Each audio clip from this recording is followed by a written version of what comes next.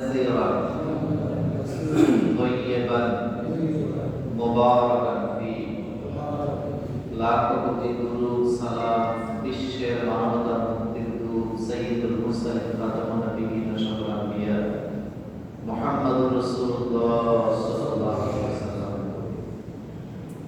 আজকে আমরা অনেকগুলো বিষয় নিয়ে কথা বলবো ইনশাআল্লাহ। আল্লাহ যেন আমাদেরকে তৌফিক দান করেন, আমরা বলি আমিন। রব্বি জিদনি ইলমা। প্রথমে যে বিষয়টি নিয়ে কথা বলতে চাই সেটি হলো আল্লাহ রাব্বুল আলামিন আমাদেরকে যে জিহ্বা দিলেন, জবানটা কেন দিলেন? কখনোই চিন্তা করলাম না যে এই জিহ্বাটা কেন দিলেন।